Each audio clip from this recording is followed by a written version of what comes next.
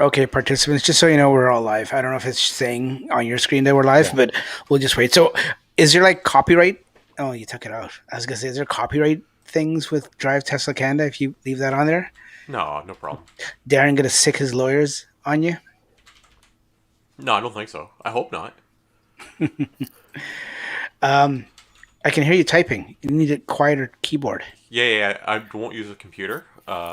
It just right now, and then I'll stop. Okay, Sorry. no worries. Don't be sorry. I usually use which I'm going to use right now. So Certainly don't do that when we start. that was uh That that was was not like me. it sounded like six keyboards that were stacked together falling over. That's what that sounded like. Oh, that was me, I think. Knocking over some toys. Oh, that It was was. you. Yeah, Okay, I apologize, Franklin. I'm not yeah. blaming you anymore. I was just It's changing my Dan. name to help Dan out. There you go. I'm with Dan now. Oh, Northern Tesla. Okay, should I Yeah, change mine yeah. to Northern Tesla too?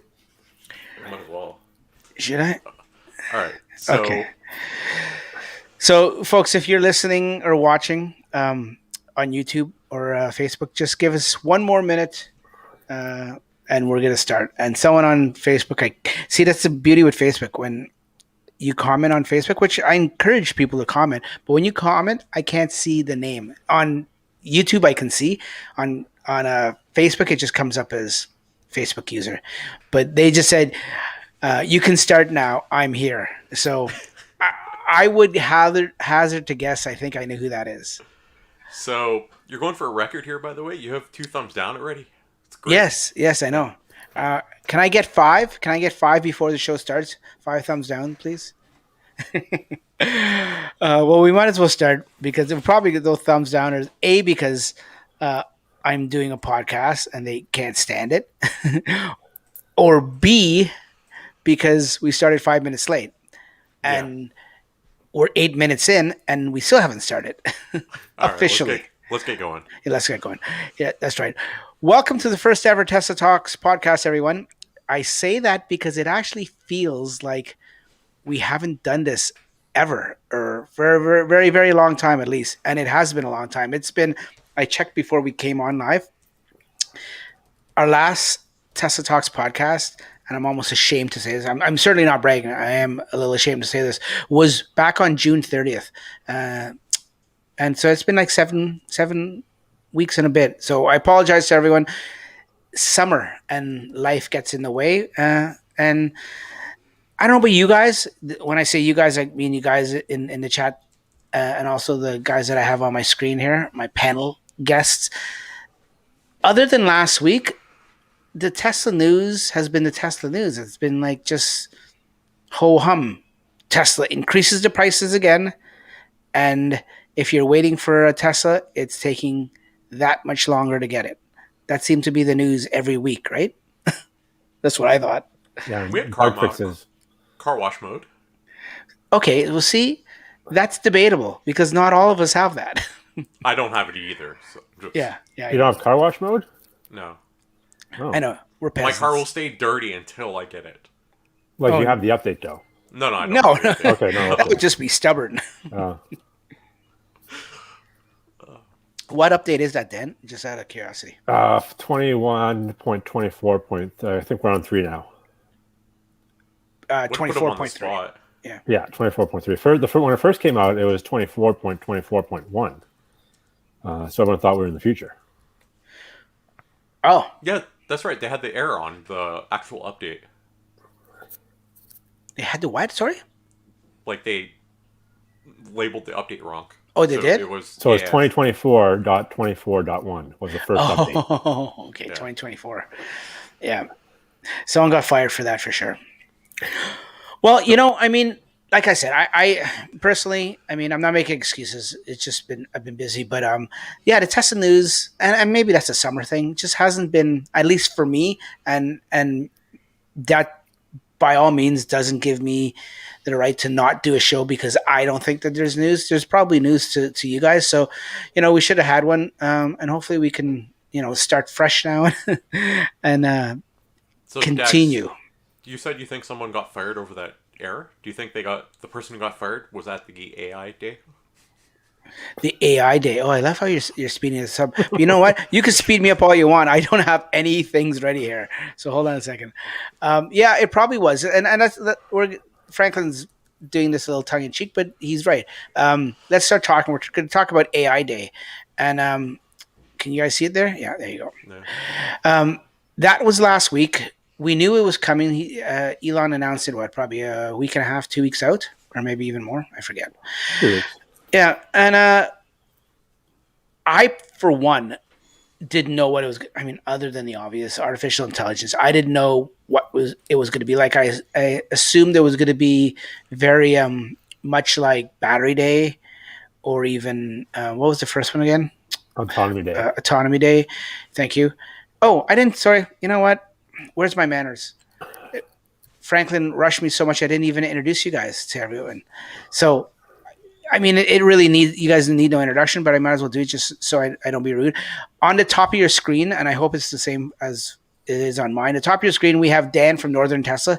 Welcome, Dan. My hand. There it is. Hello. Hi. Yeah, your hand is a little messed up there. Thanks for joining us on the show. Thanks for having me. No problem. And down below, also from Northern Tesla, apparently, according to his lower third bumper, and the first owner.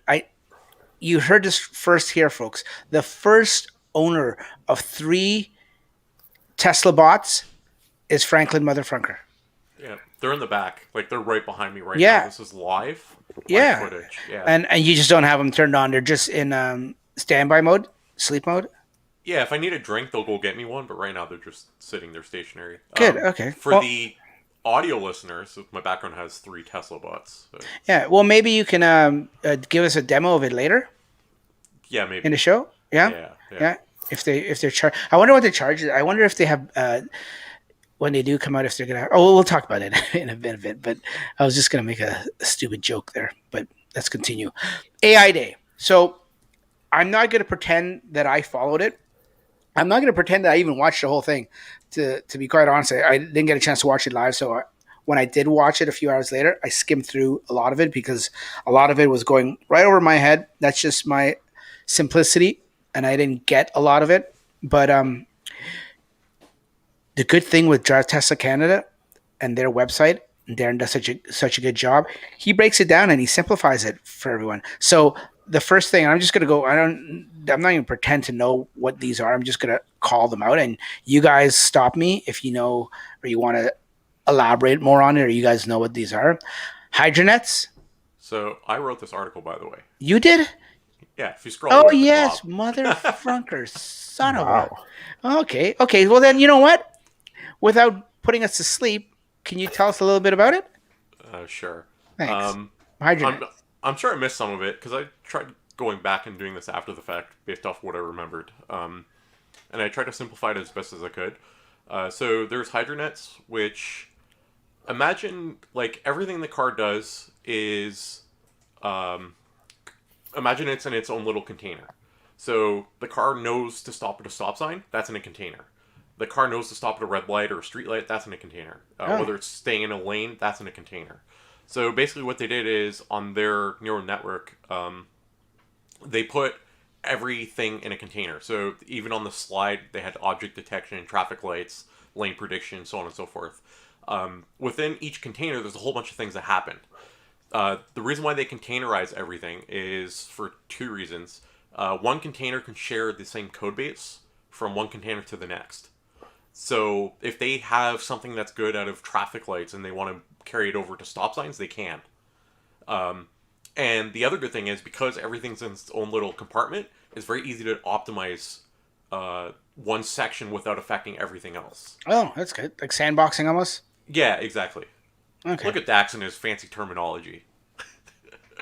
It's all you're going to get from me today when it comes to that kind of stuff.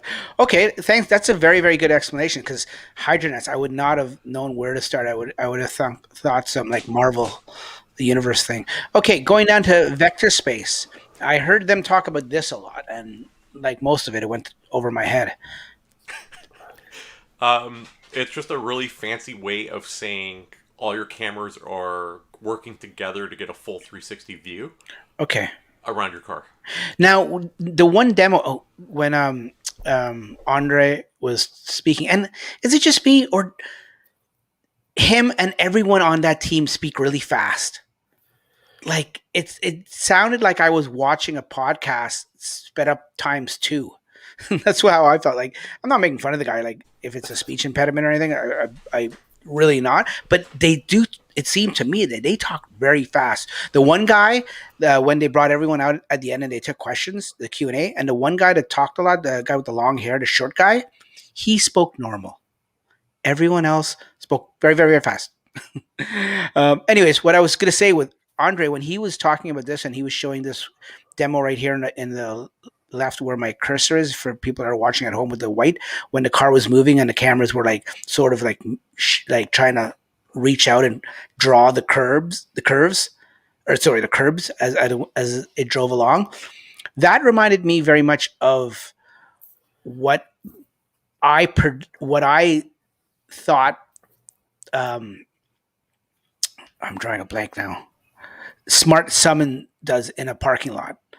Am I to believe that's basically what it was showing, what it did, and then he said something about we had it wrong and we had to go back. So am I to assume that Smart Summon is going to get a lot better?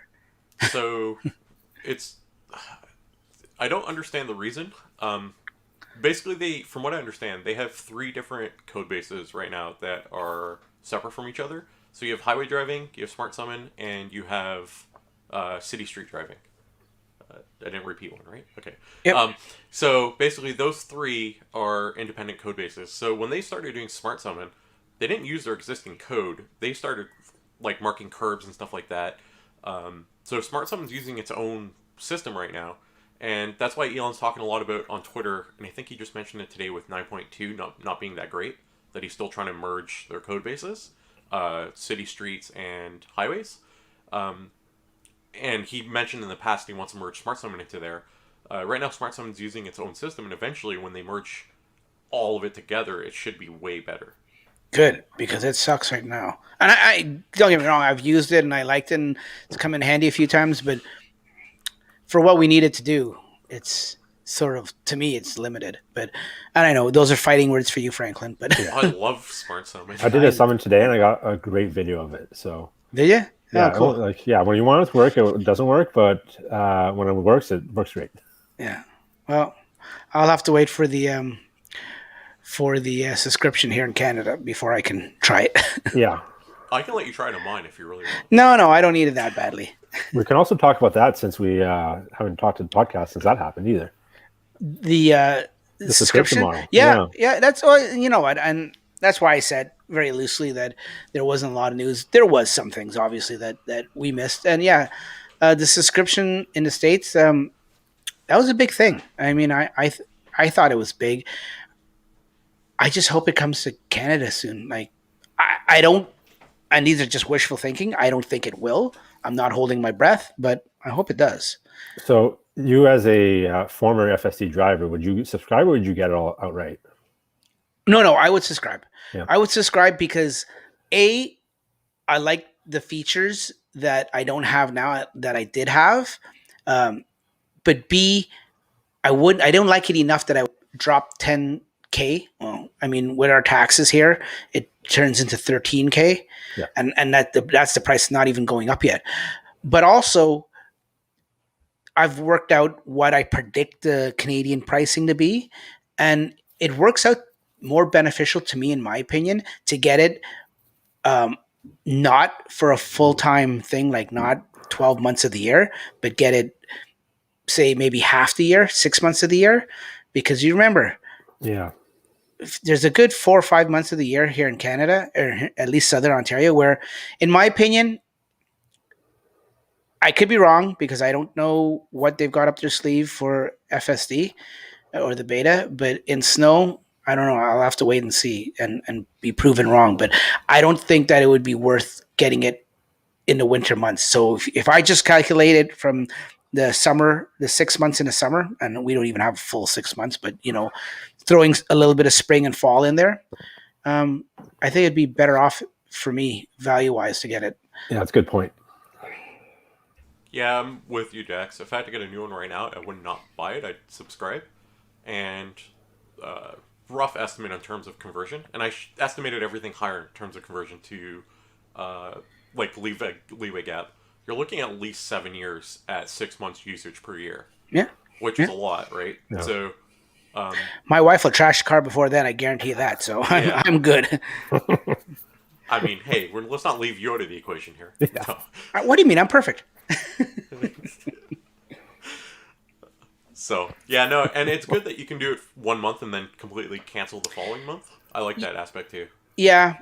I'm actually a little shocked that they put that in there, but I am as well. yeah.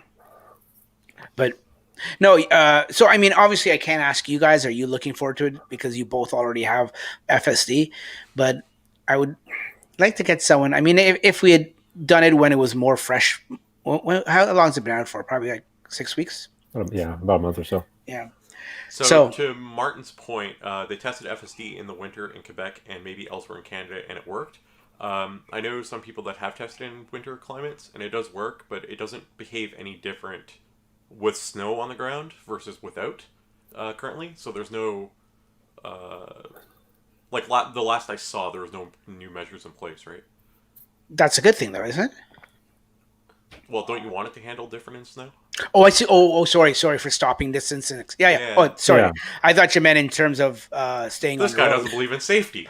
No, I thought you meant staying on road. I was being narrow-minded. Yeah. Oh, no, definitely. You're right. For acceleration and slowing down and heavy braking. Oh, yeah. Yeah. See, and those are all the things that only an experienced driver in those conditions or an experienced set of code, I guess you could say, would put in there. Anyways, let's get back to AI Day.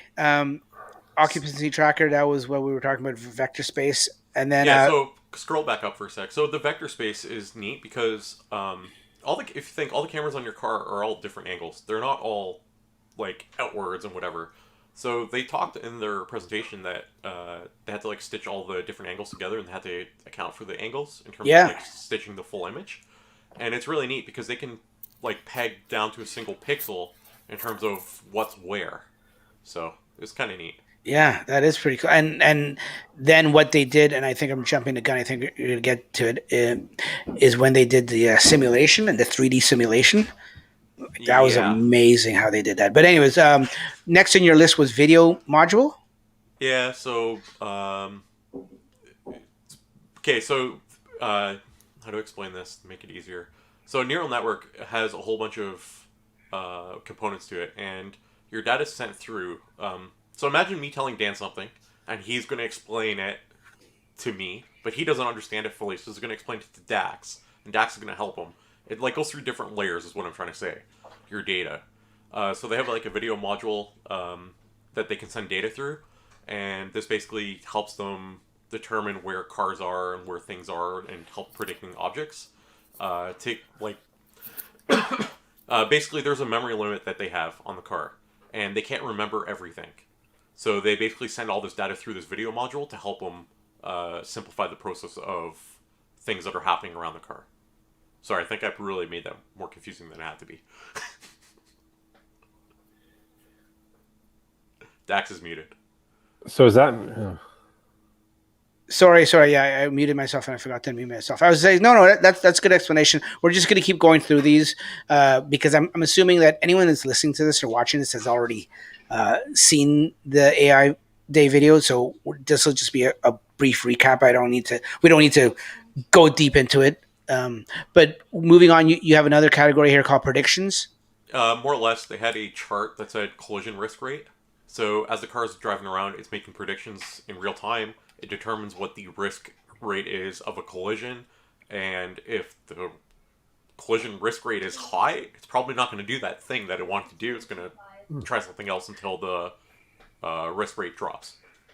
Then we have labeling data. Dax and I talked about this one a little bit offline. So you have to start from somewhere. So imagine you're raising like a baby. You want your baby to know what a dog is or a cat is. You can't just say, dog, go learn what a dog is. You kind of show them pictures, or you show them what the actual dog looks like. And then over time they understand what a dog is.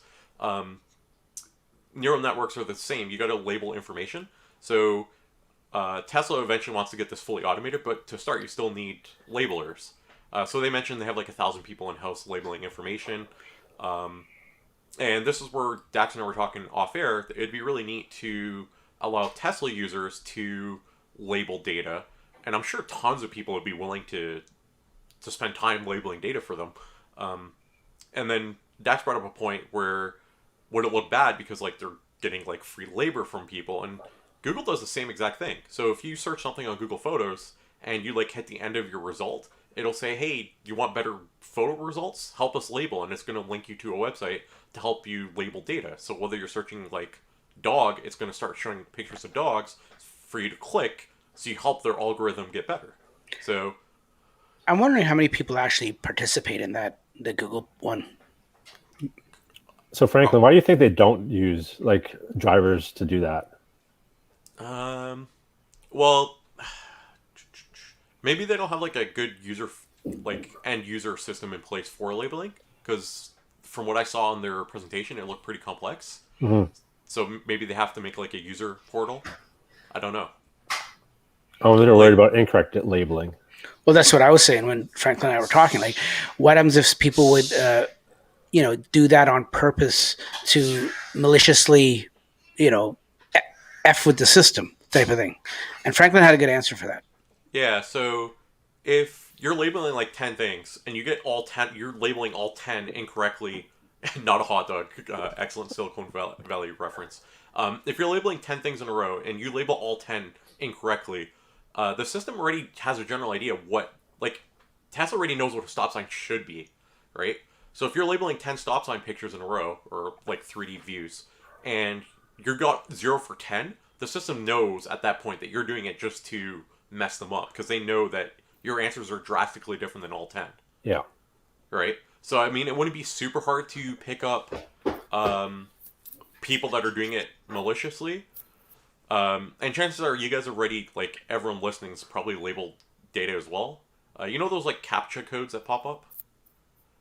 They used to do that for like books, to translate books from text-based to like digital-based, and now they're utilizing it for like transport labels. So if you notice, a lot of them are like click the cars, click the motorcycles, boats, so on and so forth.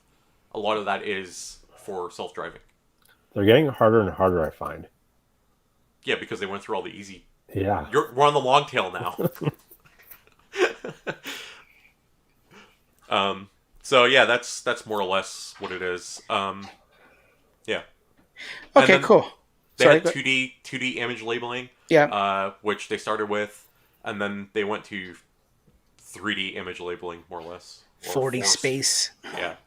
Yeah. Okay. So, and then they did simulations. Like I said, I don't want to get too deep in the weeds with this and lose a lot of people. Like we were being lost, like I was being lost, anyways.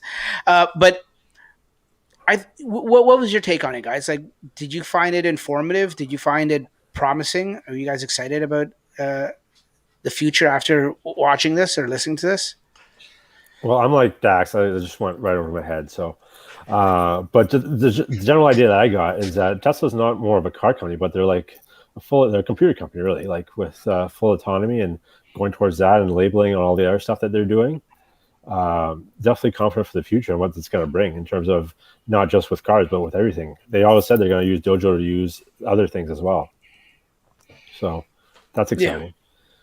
Yeah. I mean, sorry, Frankie, go ahead. What was your take on it? I think it's interesting because if you start looking at the tech that they presented, on a global scale, like, a lot of what they showed is like would be placed somewhere in the top like 5 to 10 range worldwide, which is extremely impressive considering they're just a car company, right? Yeah.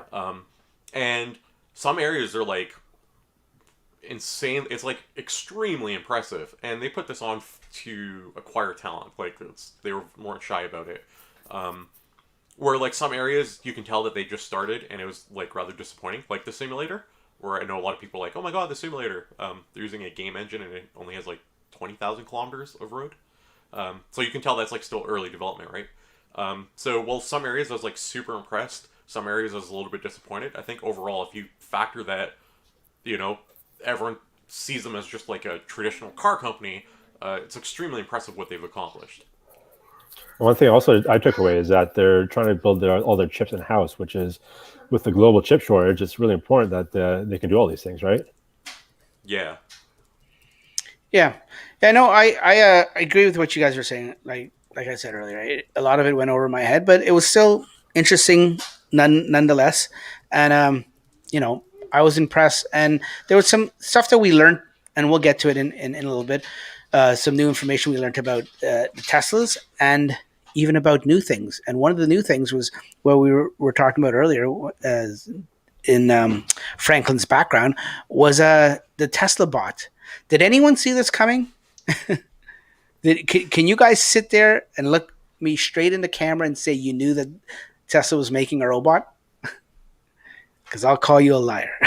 So on the invite, they said other hardware and software advancements. So you had to know they're making some sort of hardware. What it was, who knows? Yeah, well, everyone assumed it was Dojo. Can I not? Is it not safe to assume that? Is it not safe for me to assume that everyone else assumed that? Well, no, we knew that was coming. I just thought it was be something else. I didn't know what. Some people thought it was a $25,000 one and stuff like that, but Yeah. well, anyways, Vacuum cleaner.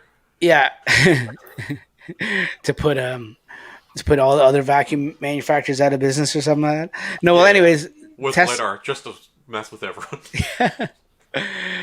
Tesla released. Well, see, I shouldn't even say release because they didn't release. They talked about the future and making a Tesla robot, a humanoid robot. And if you haven't seen it, I mean, all you have to do is open up Google and Google Tesla robot, and you'll see it. It's a black and white humanoid figure robot that we'll go down to the specs here.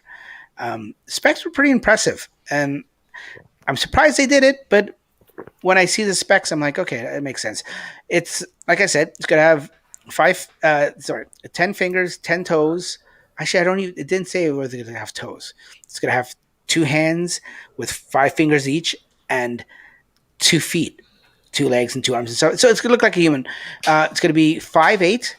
It's gonna be 125 pounds, which I thought was pretty light for all the hardware they're gonna put in there. You have to overpower it. That's why. Yeah, maybe why. Yeah, and that was a big thing. You had to overpower it because Elon.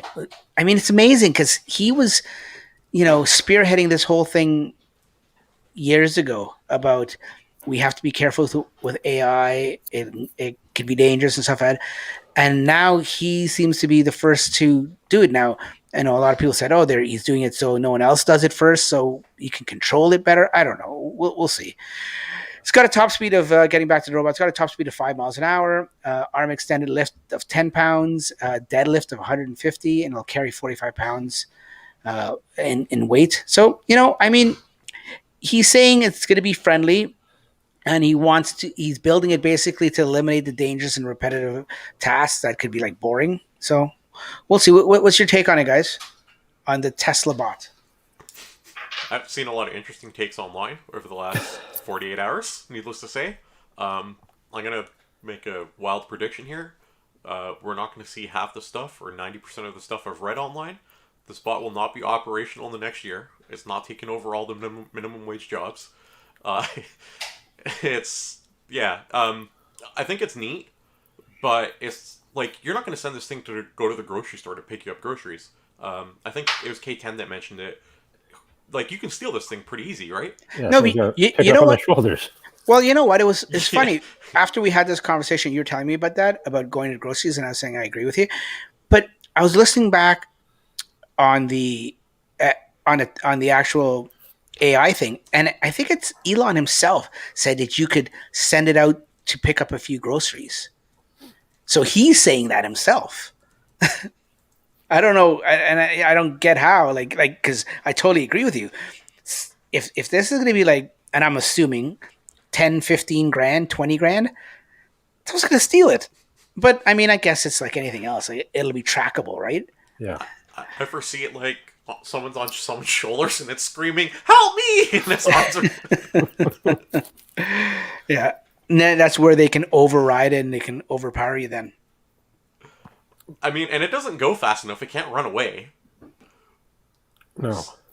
But So like, can this thing even work? Like, in a year, they can get this thing walking normally, No. like a person. Well, that's the other thing that Franklin was alluding to. Half of the stuff that people are talking about or wishing about already um, isn't going to come to fruition. First of all, Elon says in about a year or so they'll have what was his words? A prototype. Prototype, yeah. Well, A, he says in about a year or so, so that's very vague, and B, the words are coming out of Elon Musk's mouth, so that should be your second clue that this isn't coming anytime soon. it's going to So, be armed with not a flamethrower. That's how it'll protect itself. yeah. Like Boston Dynamics has been doing their thing for 10 years, and it doesn't look like a humanoid. So, like, how hard is it going to get this thing to be walking? Is my question. So Boston Dynamics has been in existence since 1990. And a lot of people, there's a huge misconception online. Boston Dynamics does use AI. It's not like pre-made routines that it's doing. It is, but it isn't. Imagine like a dance recital. You know what moves you're gonna do, but you still have to pull it off, and it's still calculating like word stepping and stuff like that. So it's really impressive. Boston Dynamics, I forget the name now off the top of my head. They were working on a humanoid type project, and for whatever reason, they canceled it.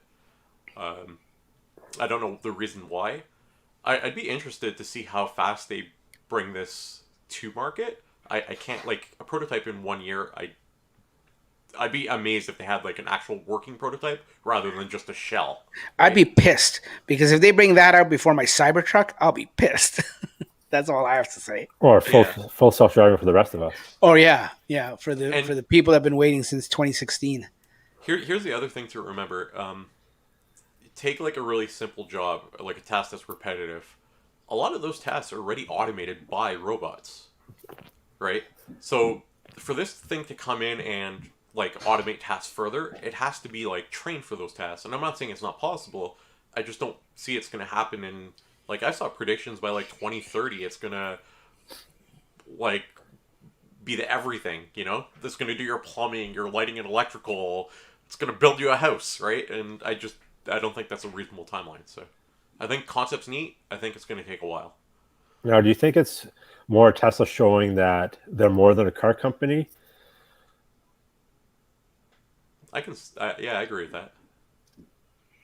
Yeah, and I think that's. I mean, other than the obvious, what we all knew the whole AI thing was for, which was recruiting.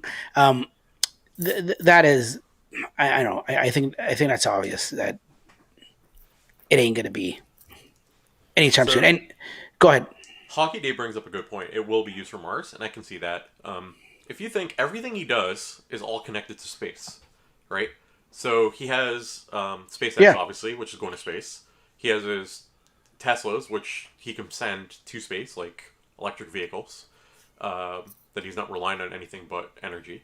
Um, he has a boring company, so he can like dig while he's on space. He's building the robots, so he can send them on space. Like if you start thinking about it, everything is space related with him, right? Like there's deeper meaning to everything he does. He's got StarNet. I mean, Starlink. Starlink, yeah. yeah. Like Which he just tweeted earlier today. 100,000. They hit 100,000 for Starlink. Subscribers. Uh, and maybe not subscribers. How did they word it? 100,000 units, maybe. I forget yeah, what it was. I It don't was know. 100,000 something. I think That's they have that's to as think. much as news gathering you're gonna get from me. I think they have to think big to keep challenging the talent that they have and need. Mission accomplished. So, and that's just it, right?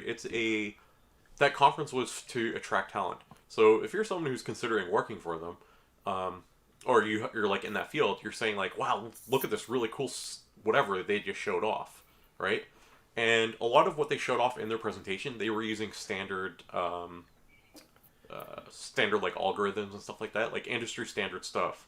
So anyone who's like in the field would know exactly what they're talking about, with the exception of this robot, obviously. So it'd be like, yeah, I can totally go work there, right? I'm not learning anything drastically different, but I'm working on these really cool projects. So it is a great way to attract talent that is interested, right? Yeah, I agree. Yeah, I have to agree too, because like me and Dax didn't get it. You're a bit more technical savvy than us, but I think definitely it was, if they wanted to gear it towards the public and make the public aware of what they're doing, they would have dumbed it down a bit. But they were totally going for that clientele, right? Yeah. Oh yeah, they're trying to smooze and woo the talent out there, because that's the only thing I think is holding them back right now. Like Elon said it before, that what's holding them back is talent and people with the brain power to help them go forward. I thought there was a like there's a I thought there was a talent shortage because I've been trying to hire actively for the last like few months, and then after this conference, I realized all the talent's been hiding on Twitter. Who knew? Oh no, sorry. All the talent is hiding in Clubhouse. You go to Clubhouse, everyone knows everything. Like, it's amazing the knowledge in Clubhouse. Well, like I'll give you an example. I did If you notice, I didn't touch like the hardware too much in that article. I'm not a hardware specialist. I know very little about hardware. I'm very software oriented, right? People have like specialties, and you find online everyone's a specialist in everything. So Yeah. yeah, Yeah. One of the things that came out, I mean, there's a handful of things that came out that I guess secrets and stuff had. Oh, by the way, that, what was it, the bot or the software that was named, code named Optimus? the bot. It was a bot, yeah. Yeah. Do That you know the that's reference? Optimus Prime. We all know that. Okay. Yeah, Okay. can't. I was Come on. just checking.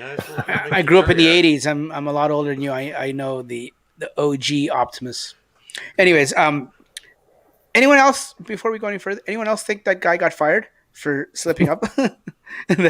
After the show was over, he's like, "Pack your bags, you're out of here." If he was on that show, he's higher up. He's fine. I know, I'm kidding. And it wasn't a show, but I know what you mean. So Yeah. one of the, I'm just busting your things.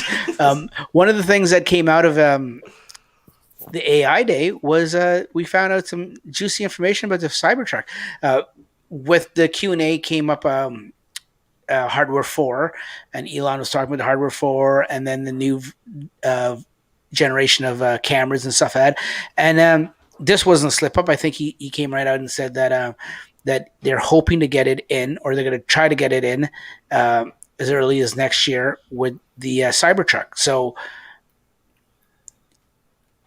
does that mean that the actual FSD will be better? And I think somebody asked him that. When I say better, between Hardware 3, what all of us have now, and Hardware 4. And I think Elon came out, correct me if I'm wrong, guys, Elon came out and said, yeah, it probably will be on a magnitude of whatever scale he used. But then he gave a good example. He compared it to everyday drivers right now. Like, some drivers are so-so, some drivers are really good drivers, right? And the so-so drivers are still able and still licensed on the road. And, it's debatable whether they should have their license and be on the road, but it is what it is, right? And that's an argument for another time. So I like the analogy and the way he articulated that, saying that, you know what, just because they're not as good as this driver, that doesn't mean they shouldn't be on the road. And that also ruled out anyone thinking that there was going to be an upgrade, or that Hardware 3 wasn't going to be FSD ready, like powerful enough. So I think that put a lot of those comments to bed, or those speculations to bed. I don't think there's going to be an upgrade. It sounds like it's going to be a completely different thing. It's not going to be like swappable. You don't think they'll upgrade the cameras? In hardware with the current cars today? Correct, yeah. No. I think yes. And the only reason why I think yes is because they have to add mics to them. Huh. Maybe they will then. You don't think maybe they could just add one central mic? I don't know. Like, again, I'm not a hardware person, but like, if you guys are into sound, can you hear like from directions from one? Whereas, like, if you hear from all the different sides of the car, you can know where, like, 360, like a surround sound type of thing. So yeah, So they got mics everywhere. yeah. So Yeah, if the police maybe. is coming behind you or beside you, or an ambulance or fire truck, you know where it's coming from. you don't have, but that's only optional. You don't have to stop for emergency vehicles. Oh, really? Yeah, trust me. I say that obviously very, very jokingly. but there's a lot of people that don't joke if they said that same phrase. They wouldn't be joking. Anyways, so yeah, so I thought that was pretty cool that the Cybertruck's going to encompass uh, hardware 4 and the new things. Now, the way he said it, and let me see if it's in this article here. Uh, the way he said it, did anyone take it in the sense that it's going to be in there in the Cybertrucks the day it's launched, like the Cybertruck's launched, or Cybertruck's going to come and then sometime later in the year they'll make the transition from hardware 3 into hardware 4? So I wouldn't read too much into it because he said the Cybertruck's in about a year or so, which means it'd be delayed to the end of the year, which means that if he's a year out, I don't think he knows exactly when that hardware is going to be ready to be put in. Yeah. Here's if you watching at home, here's where he says, even though Musk said the new computer would launch with Cybertruck, quote unquote, in about a year or so. I hate With that or so. That does, yeah, with the Cybertruck, yeah. So, Yeah. but so yeah, and that brought up a big, huge discussion. Then now is like, did anyone that was thinking that it was going to be delayed from late 2021, which we have it officially delayed, and that was some of the other news we didn't get to in the past few weeks. That Tesla said now it's going to be 2022, but just said 2022. Didn't say early, didn't say spring, didn't say fall like sometimes they do. They just said 2022. So if anyone thought, okay, it's going to be delayed from late 2021 to now 2022, it'll be like January, February, maybe March.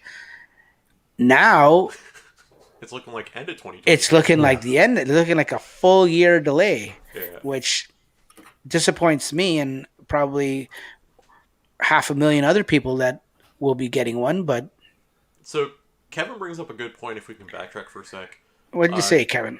Humans need a siren because we aren't looking in all directions. They also have an internal mic that they already use. I know the internal mic cannot be used constantly because it'll overheat. It's not made for that. I know someone brought it up and they mentioned that. So I know they can't use the internal mic. How do they know that? Like someone from Tesla said that? An extended audio call, I'm guessing. But you got to remember, if the mic's being used for an audio call, it can't be listening. Mm-hmm. Right? That's so true. They can't use an internal mic. But what is interesting is the cameras. So do you think... Well, Elon said on Twitter that they need to be able to listen. They need to be able to hear. Yeah. But he does bring up a good point. The only thing is, wouldn't you want the car to start moving over in advance? What's your thoughts? In a perfect world, in a perfect scenario, you'd want it to move over in advance. But once again, look at the human drivers out there. And I know FSD is supposed to be better than human drivers and take that error out of the equation. But right now, it's like you see an ambulance or a fire truck or a cop drive up to you or from behind.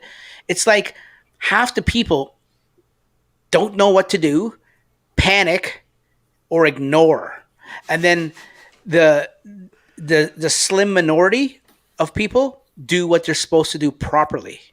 I'm telling you this. No. I see it when I drive on the roads. I get that. I'm just, trying to play devil's advocate here, right? Oh no, I know. I'm not blaming you. I'm just saying it's annoying because. But in that scenario, that's if the emergency car is coming from behind you. I think what they need a mic for is if you're coming to like a T intersection and there's an emergency vehicle coming to your left or right, and you don't see it yet, but you can hear it coming, right? And that's why I think the mic should pick it up. Yeah, well, you know what? But it's so hard sometimes, like especially if you're downtown and you got high towers and stuff like that, and that siren, wherever it's coming from, is echoing off buildings and stuff like that. I'll be honest, like I keep touting, and I don't want to sound like I'm showing off or something, but I'm very aware of road safety and try to be very, and I'm not perfect, I'm not saying I am, but I try to be very aware of emergency vehicles and doing the right thing and pulling over to the side. But I've been in situations before, and let me know if you guys have been, where I've heard a siren and I've looked and I've scanned around and I don't see it coming, and the light goes from red to green, and I'm not going to go because I don't know where it's coming from. I can't see it yet, but I hear it getting louder and louder. And I've had idiots that honk at me. I was just about to say, I've Oh had yeah, people honk at me yeah, because yeah, I'm stopped at the green. and I'm not talking Brampton. I'm talking just normal places. I kid, but yeah, and it's not till like the last 5 seconds before I can it actually comes up on me is that I actually see the vehicle or I see the lights. So I mean That, it. yeah, that's why the mic would be important because like I think Kevin's comment was the car sees everything because there's cameras all around, but the camera won't pick up like a fire police car going the opposite direction, right? So that's why you need the mic to at least make the car aware that there's a car somewhere. Yeah. Yeah, No, and then I want to bring it up because it's an interesting point, right? it is, and I'm curious to know how it's going to work too because there's other high densely populated urban cities or metropolises where you hear a siren like every minute, and it's not exactly coming towards you, but it's maybe on the adjacent on a parallel street of you, and you can hear it, and it's going by, but it's not affecting your lane of traffic or uh, your situation at all. So I'm curious how it's going to deal with that. Well, I think that's why you need more than one because if they had a mic on every camera, they can triangulate which direction it's coming from and how loud it is and what like they can kind of figure out kind of where it is, right? Yeah, yeah, you're right. You're right. It would be a lot better than a human ear. Yeah. Where are we? What are we talking about? Okay, so that was Hardware 3 and the Hardware 4 and the Cybertruck. And did I miss anything else that they talked about that were little secrets, or not even secrets, but little tidbits that they announced or didn't mean to announce but inadvertently announced on AI Day? No, I think that's it. That's all I got. Oh, I like that background. There you got there, Dan. Isn't there an iRobot 2 coming out soon? I've not heard. I thought I saw a trailer for iRobot 2. Huh. Anyways, They're waiting for Tesla to be announced. Yeah, maybe that's what they're waiting for. But it's amazing how fast. And sorry, I apologize for all the auto listeners, but the people watching the video, Dan's got this background of. I'll tweet it. You'll tweet it out. Okay, yeah. Go to Northern Tesla Twitter feed from Monday at 8:53 or 8:54 p.m. Eastern time. You'll see where Dan's background is coming from. Basically, it's a screenshot from iRobot where all the little robots are lined up and Will Smith is like hiding in them. If you've seen the movie, and someone has made them into all those iRobots into bots. I did. You did that? Yeah. Oh, I didn't know you did that. That's pretty good. Okay. Someone did this. I thought just someone did it and you picked it up. Okay. No. I like how you stand up and take credit. Like, that's good. Of course. Yeah, I would too. No. Okay. I didn't know you did it. You know what? In that case, if you did it, let me make it bigger. There you go. Yeah, you're blocking Will. Okay. Moving on while we do that and we show everyone Dan's giant head, we'll move on to some more news from this week. Tesla begins, and I sort of, this is, if anyone saw my thumbnail to the podcast on YouTube, this is what I think was the big news that broke today. What is it? It's August 23rd today. It's 23rd, right? Yeah, 23rd. Tesla begins Model Y deliveries in Germany. Did anybody see this coming? Or did everyone think that it was going to be delayed and it was going to be delayed? And like, it seemed like so much was not going their way in the past few weeks to a few months with everyone trying to, kibosh them in Germany. These are deliveries from Shanghai, right? Not the Berlin. It very well could be. Yeah, I think that's what I heard is that they're shipped over a bunch of cars from Shanghai because Berlin got delayed. Yep. So they've sent them over and Yeah. Okay. So that changes everything for one, and for two, but it's still good, and that leads into the next topic that I have actually about Shanghai. But yeah, it came overseas or whatever, but it still goes to show you that there started deliveries either way. And the unique thing about this is if you scroll down in This Darren's, this is Darren's article. I got to make sure now that it's not Franklin's article. I don't want to screw the guy up and not give him credit. I've written 3 articles in my time on Drive Test Canada. You're fine. So I'm fine to one roll the every dice. 6 months. 1 every 6 months. Yeah. So what Darren says here, what makes it interesting is this delivery was at a new Tesla location that used to be a Porsche dealership. It's a former Porsche dealership.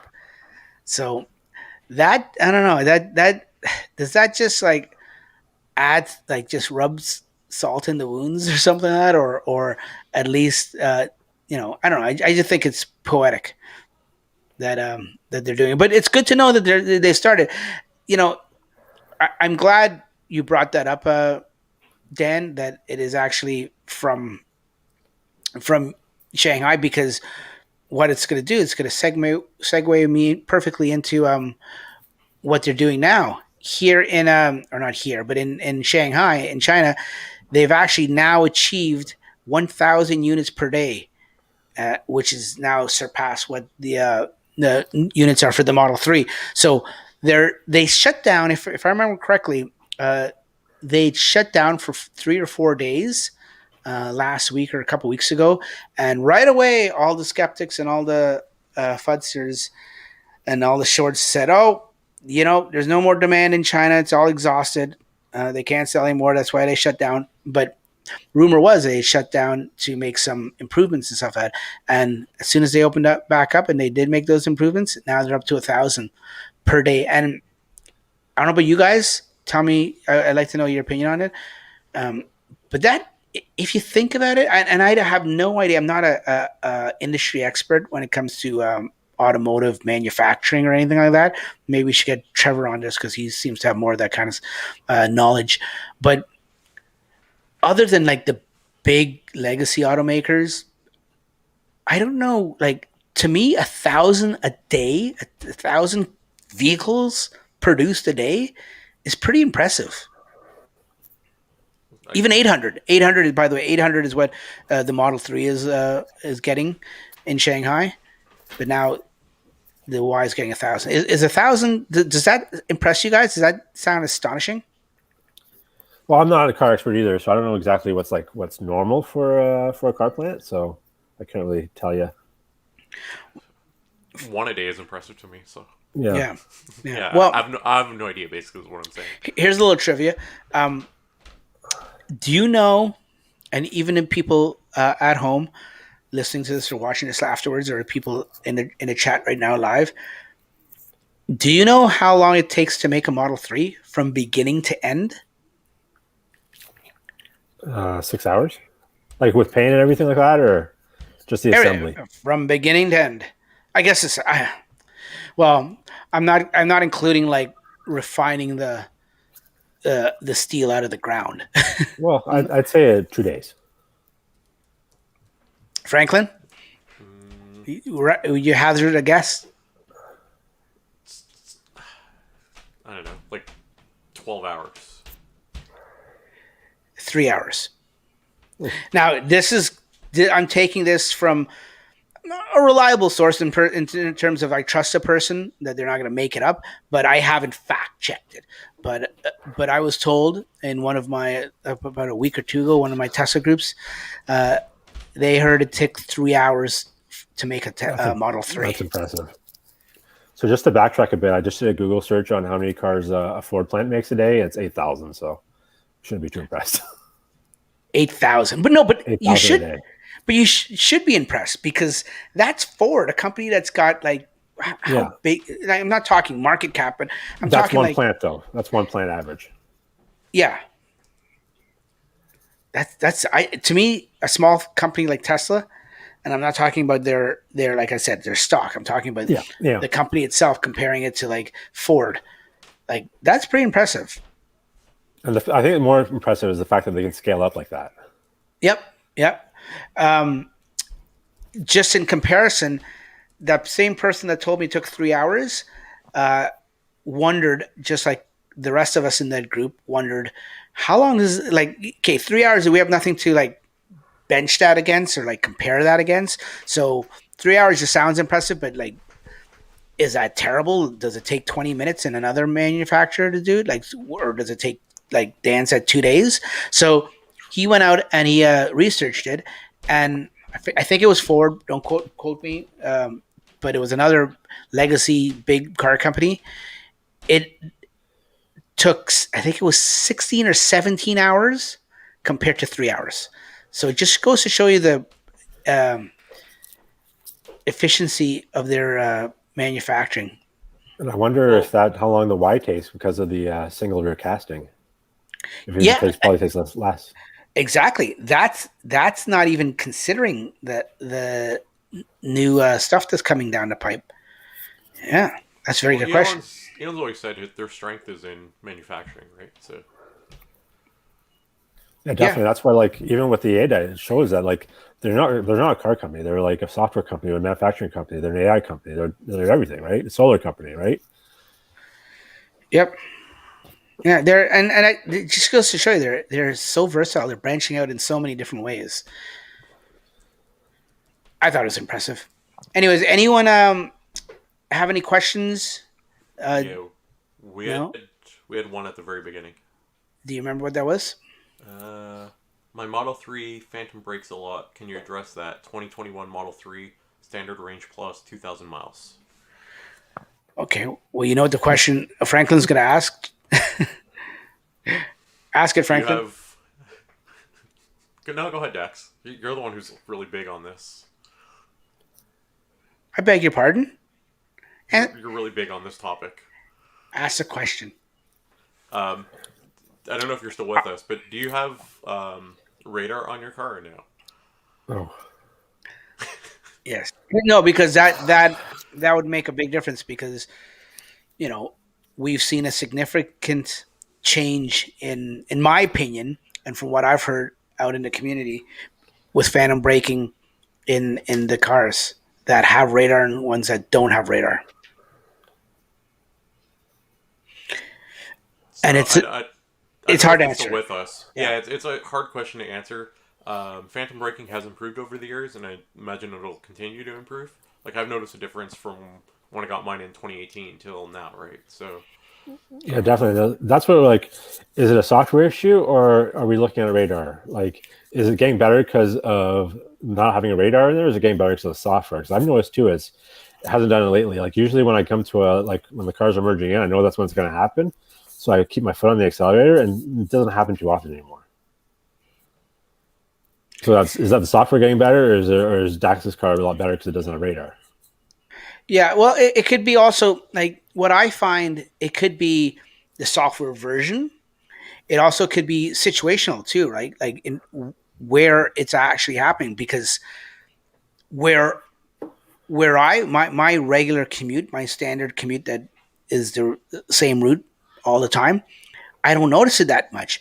But someone that is somewhere else in the country or in the US that is complaining about it more, maybe it's because the software is picking up more false negatives or false positive, whatever they're called, in his or her area. That doesn't mean what they're noticing isn't you know phantom braking and they're wrong in their opinion. They're very correct. It's just it's happening more in say Louisiana than it is here in Ontario. Franklin's laughing at me. Am I out to lunch and thinking that like no, no, I'm laughing at a comment that oh sorry Mr. Gray EV left. oh did he leave? No, no, he left a comment. He didn't leave here. He said rewrote the software in 3 months for non-radar. Yeah, oh it's probably less. They probably did it in 3 weeks because they were Yeah, scrambling because they were holding those cars. Yeah, yeah, it was definitely scrambling. Um, but like I said, it could also be software too because I've noticed. What version am I on now? I haven't got an update in so long that I don't even know what version I'm on anymore.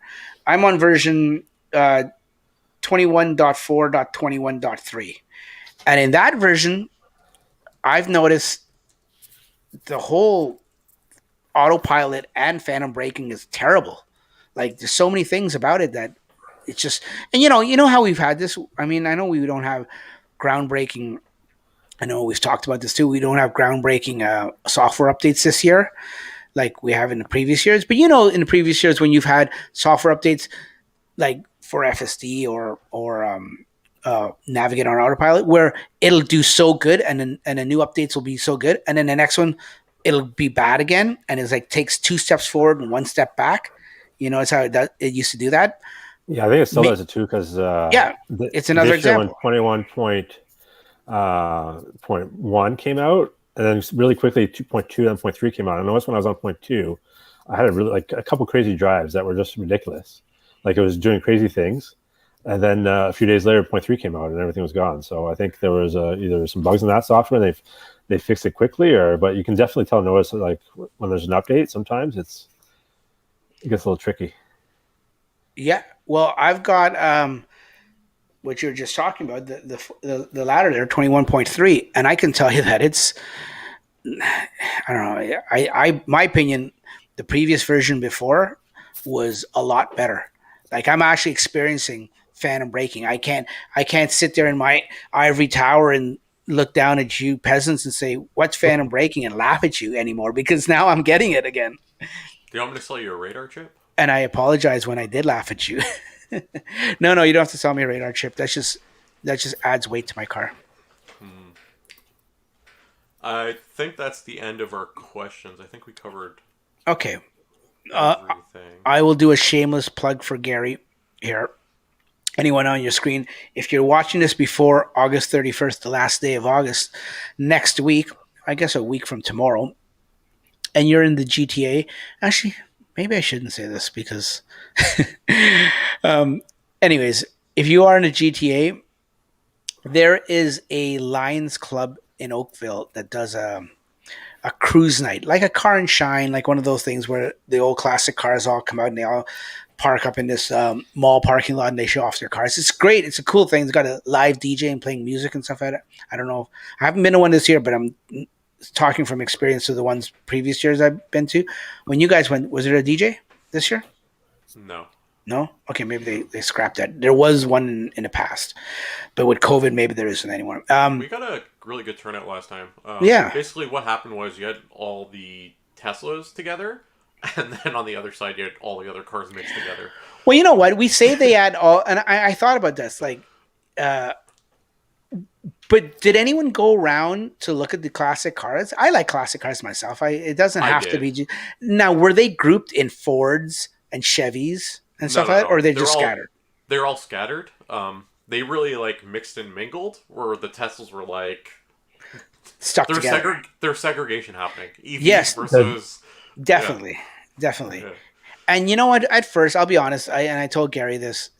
Gary is one of the spearheads of all this. When he first wanted to do it last year, I was a little apprehensive. I was like, you know what? We're going to piss those people off. I'm telling you, they're going to kick us out. But they're very good. The organizers are very good and very good about it. And they just like to see numbers at the end of the day. So they were very happy. They got a little ticked off when some people started smart summoning their cars near the classic cars that are one-offs and stuff like that. They got a little nervous and they went on the loudspeaker like, no driving your cars without people in them or something like that. So quick story. We're there and most of the Tesla owners left at this point, and there's still like a couple of classic cars left, right? And we're on like the other side of the lot. So I smart summoned my car all the way down to them, and I opened up my frunk, and then I shut it, like, to wave to them, and then I smart summoned it back, and they stopped looking at their cars, and they, like, this little crowd turned around, just totally look at the smart summon working, wave to them, and then come all the way back. I forget who mentioned it. They said you should put, like, a sign underneath your frunk that says hello, so when it opens, it says hello. And then you bring it back. Yeah. That's a good idea. Now, see, your car is best for that, I think, smart summon, because I use it? When you use it, and it's very aggressive. And you know what? I know we've talked about this before. I seriously think some cars do better than other cars. I know it's supposed to be the same software and it's the same car and the same hardware and everything, but if anyone knows what I'm talking about, and if anyone agrees with me, they'll know, because Franklin's car, and if they've ever seen Franklin's car will do things that any other car that I've seen would stop and just like give up and start going back and forth and doing that whole like thing that it doesn't know what it's doing. Franklin's car was like, to hell with it, I'm going, and it'll chance it. I Like, think when we were there last time, I don't remember. Again, I don't remember who. 'Cause there's so many people that we talked to, right? They said smart summon does not work in this lot. I'm like, yeah, okay, no way. So I started smart summoning. My card like comes flying out of the parking lot, making the left. Like it doesn't care about stuff around it. no, And it all doesn't. the other cars are like super cautious. It Going truly around. is. Yeah, Truly there's is. something wrong with my smart summon. It's like it has no cares in the world. Yeah. Does it slow down in the winter? Yeah, it does. It does. Yeah, so as soon as the temperature goes 6 degrees Celsius, I believe the threshold is, then it drops Yeah. from 10 kilometers down to 3 kilometers. Stupid. Unusable. Yeah. Yeah, at that point it is unusable. Although it is really safe because I use it inside a Go parking lot, basically like a big bus Go train station where there's like a ton of cars, and use it in the middle of winter. And like we're talking like inches on either side, and I just kind of let it go because it's only going like 2 kilometers an hour anyway, right? And it just like gracefully glides through and stuff like that. So it is nice. Yeah. No, I'm surprised they didn't stop you last time, or maybe they had left already, the organizers. Anyways, this whole thing that we're talking about, and we got sidetracked into Smart Summon. It's going to be August 31st. It's usually every Tuesday in the summer, and it's in Oakville. What's it's just off the 401. Sorry, 401. It's just off the QEW, and I believe Gary, correct me if I'm wrong, Dorval, or you guys might know. I think Gary, it's Dorval, yeah. yeah, Is it's it? Dor. Yeah, it is. It's just north of the QEW, and it's where the Metro and Boston Pizza parking lot is. Mm-hmm. Just north of the highway. And I can't just remember the north of exact the address. Tesla Oakville. Yeah, it's close by. You guys talk for a little bit. I'll find out the exact address because Gary made a meetup. Should we talk about the Tesla GTA meetup that we just had? Yeah, Yeah, sure. yeah. Go ahead. You Tell us how it Well, was. it was great. You guys had had a good setup going, and a lot of people showed up.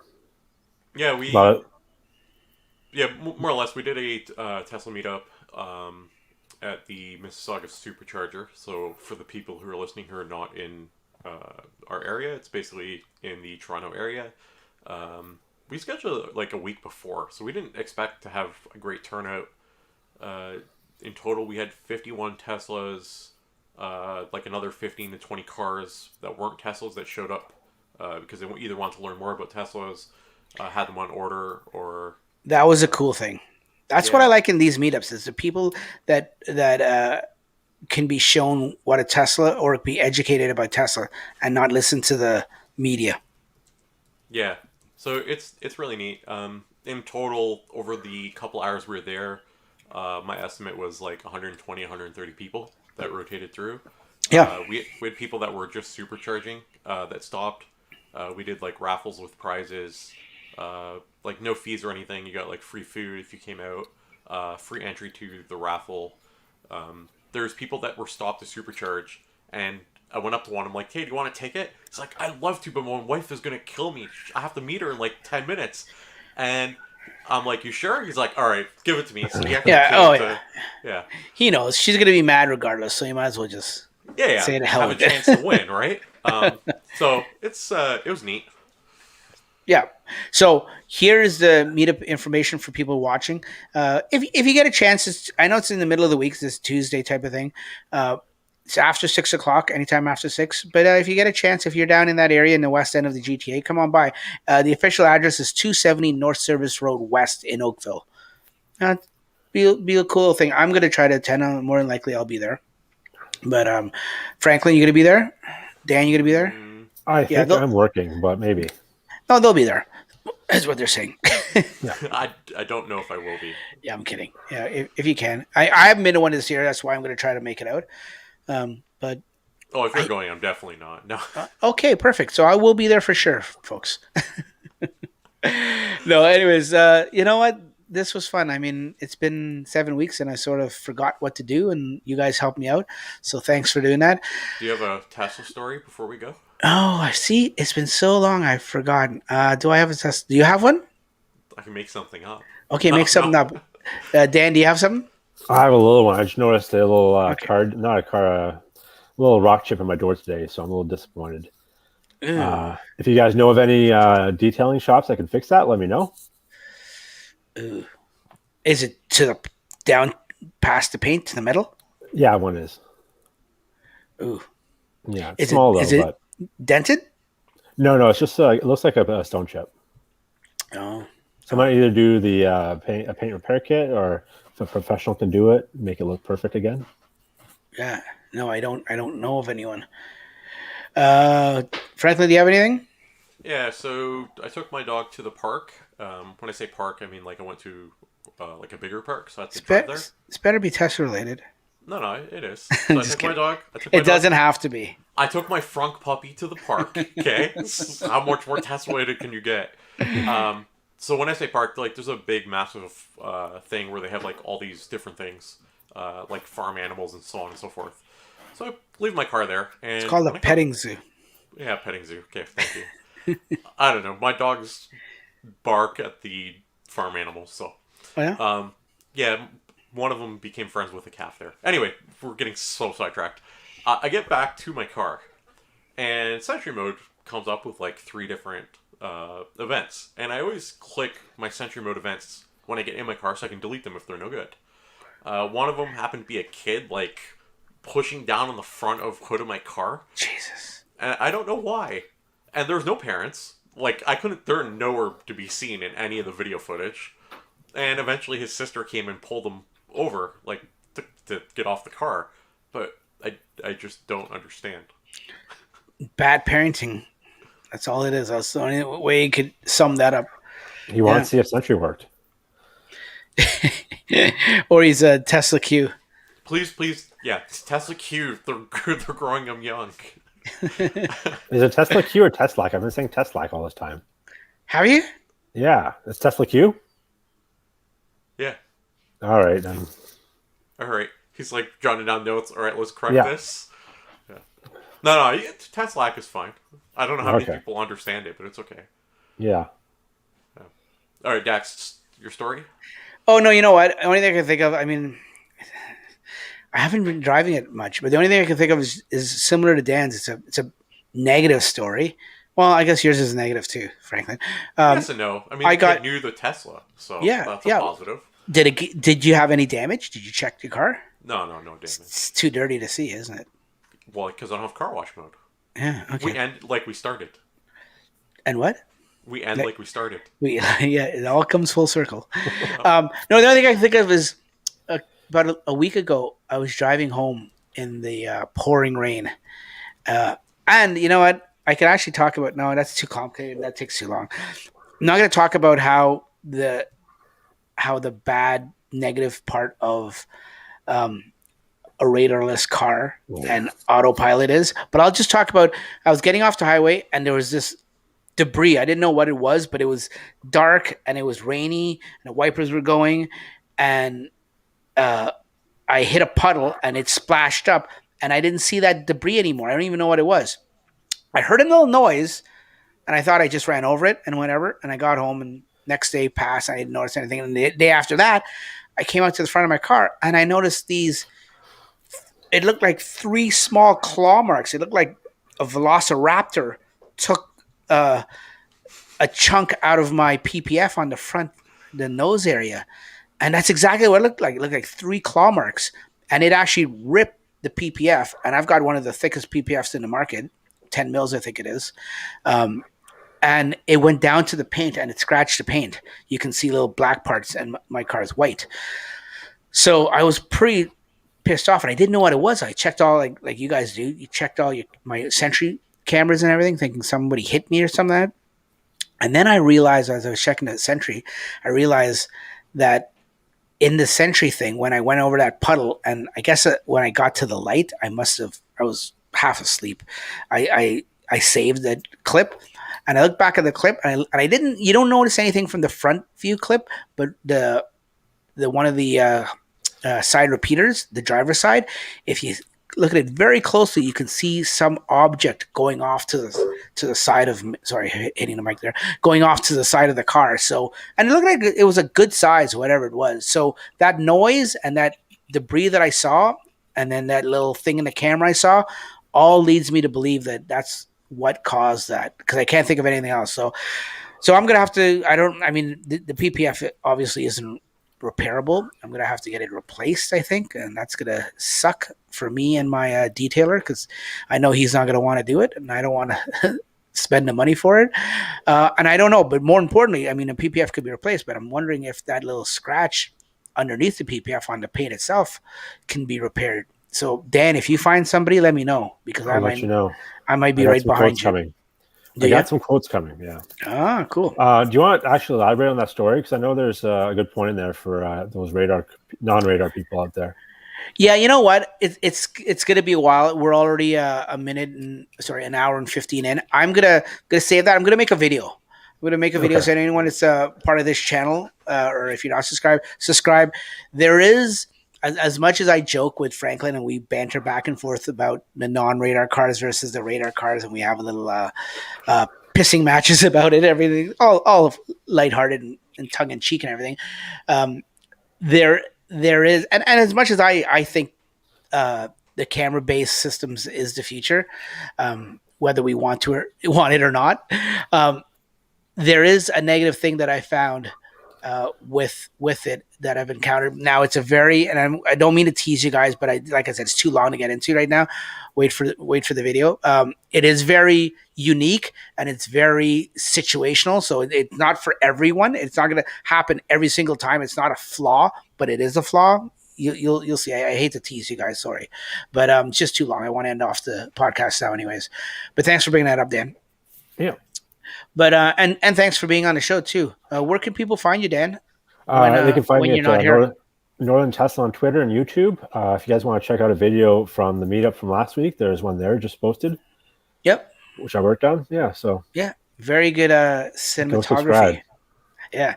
Dan puts out good videos. What I didn't even notice, and Franklin brought it up to me a few weeks ago, that you try to do about 2 videos a week, right? No, just 1 week. I'm not crazy. Well, sorry. I have kids and a job. 1 a week. I apologize. 1 a week, but when you do, Franklin sort of said that you sort of have a pattern to yours. You do one short one and then one long one, and you alternate back and forth. Yeah, I kind of work a lot during the week. So when I'm working, I try to do a little short one just to get one out there. And then during so I have 2 weeks to do a long one. So that's how I usually do it. Yeah. I'm glad you have a pattern, because I don't have a pattern. I've got so many things in my head and I just don't have time to do it. And that's why I haven't put out a video in a long while. But I know how you feel. That's how I do my videos. I have so much going on, super busy, a lot of work. So don't have a lot of time for videos. Yeah, I hear you, buddy. It happens. It's life. And it's the whole reason, not that it's an excuse, but it's a reason, the whole reason why we haven't had a podcast in a little while, right? So I get it. Where can people... fun, right? You do it for fun, right? But at the end of the day, we all have families and lives that pay the bills, and we have bigger commitments to. Even though we try to make a commitment to this, but it doesn't always work out. You can find me on Mother Frunker on YouTube. You can find me on M Frunker on Twitter. I'm on other social sites. I don't use them all that often. And you can also find me right here on the Tesla Talks podcast. Yes. Well, thanks for coming on, guys. And Franklin's gonna yell at me if I don't say, but here on YouTube at DaxM Tesla Talks, that's where you can find me. And then I'm on Facebook every now and then, just monitoring and moderating our Canadian Model 3 group and our Canadian Model Y group and stuff like that. And occasionally, once in a blue moon, I know we had a blue moon recently, once in a blue moon on Twitter. Anyway, thanks for joining us, all the people in the chat room, all the people listening to the podcasts, the audio parts and stuff like that. Thanks for listening. Thanks for tuning in. I almost did it there, guys. I almost said we'll catch you here next week. And we all know that ain't going to happen. Wow. No, that attitude. No, I will do my best. Probably not a week, but probably 2 weeks. I got some vacation coming up, so yeah. Now, if Elon says next week that Cybertruck's releasing in October, are we doing a podcast or? We're doing a podcast. Okay. Guaranteed. Thanks for watching, guys. Thanks to the guys in the panel and the guests. We will see you here next week. Take care. Not next week. Bye.